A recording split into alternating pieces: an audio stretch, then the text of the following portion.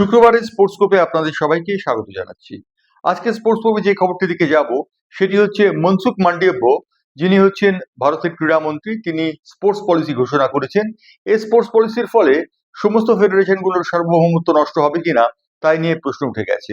তার কারণ স্পোর্টস পলিসিতে পরিষ্কার বলে দেওয়া হয়েছে বিসিসিআই সহ সমস্ত অর্গানাইজেশনকে অর্থাৎ স্পোর্টস বডিগুলিকে তাদের নির্বাচন সমাধা করতে হবে নির্দিষ্ট সময়ের মধ্যে, এবং তার সঙ্গে যে কর্মকর্তারা থাকবেন তারা নির্দিষ্ট বয়স সীমার অধীনে থাকছেন কিনা অথবা তাদের থাকার মেয়াদটি ফুরিয়ে যাচ্ছে কিনা সেই বিষয়টির দিকে নজর রাখতে বলা হয়েছে। অর্থাৎ স্পোর্টস বডিগুলো মনে করছে তাদের সার্বভৌমত্ব নষ্ট হতে পারে। মনসুখ মান্ডাভিয়া সাংবাদিক সম্মেলন করে আজকে এই কথা ঘোষণা করেছেন। এই কথা ঘোষণার সঙ্গে সঙ্গে স্পোর্টস বডিগুলোর মধ্যে চিন্তিত হয়ে গেছেন, এবং বিসিসিআই যেখানে রজার বিনি তিনি সভাপতির পদে ছিলেন, রাজীব শুক্লাকে সভাপতির পদে ছেড়ে দেবার কথা আছে তার, কিন্তু রজার বিনি এখনো পদত্যাগ করেননি।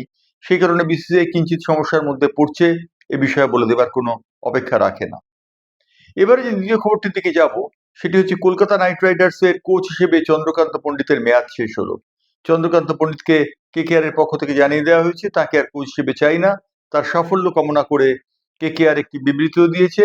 কেকেআর এর সেই বিবৃতিতে বলা হয়েছে চন্দ্রকান্ত পণ্ডিত 2026 সালে এই ফ্র্যাঞ্চাইজির অর্থাৎ কলকাতা নাইট রাইডার্সের আর কোচ থাকছেন না।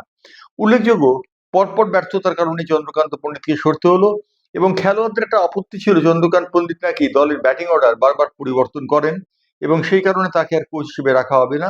নতুন কোচ কে হবেন তাই নিয়ে কিঞ্চিত সন্দেহ রয়েছে। অন্যদিকে সঞ্জীব গোয়েঙ্কার যে দল লখনৌ সুপার জায়ান্টস, তার ফ্র্যাঞ্চাইজির নাম পরিবর্তিত হয়ে যাচ্ছে, নাম হচ্ছে ম্যানচেস্টার সুপার জায়ান্টস। এই কথা আমরা আগেই আপনাদের জানিয়েছি। এবারে এই দলের কোচ কে হবেন সেটা নিয়ে কিঞ্চিত সমস্যা রয়েছে।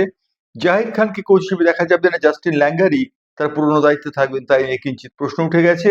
কিন্তু প্রশ্ন উঠলেও মোটামুটি ভাবে জানা যাচ্ছে যে জাহিদ খানকে কোচ হিসেবে নির্বাচিত করবেন সঞ্জীব গোয়েঙ্কা, অর্থাৎ ম্যানচেস্টার সুপার জায়ান্টসের কোচ হিসেবে দেখা যাবে এই খেলোয়াড়টিকে, অর্থাৎ জাহিদ খানকে।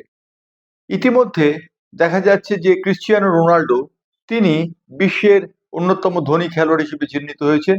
তিনি $1 বিলিয়ন অধিকারী হয়ে গিয়েছেন তার আল নাসেরের সঙ্গে নতুন চুক্তির ফলে। আল নাসেরের সঙ্গে তিনি $780 মিলিয়ন চুক্তি করেছেন। মেসিকে তিনি ছাড়িয়ে গেছেন, কিন্তু তিনি কিন্তু বিশ্বের সব থেকে ধনী ফুটবলার নয়। বিশ্বের সব থেকে ধনী ফুটবলার হচ্ছেন ফাক বলকিয়া। এই ফাক বলকিয়া তিনি রীতিমতো অর্থ উপার্জনের দিক থেকে, এবং তিনি ব্রুনাইয়ের সুলতানের অন্যতম আত্মীয়, এবং ব্রুনাইয়ের সুলতানিয়তে তিনি সংগৃহীত দলের সদস্য। সেই কারণে ফাক বলকিয়াকে বলা হয় যে তিনি হচ্ছেন সব থেকে দামি ফুটবলার, এবং অর্থ উপার্জনের ক্ষেত্রে তিনি ছাড়িয়ে গেছেন ক্রিশ্চিয়ানো রোনাল্ডোকেও।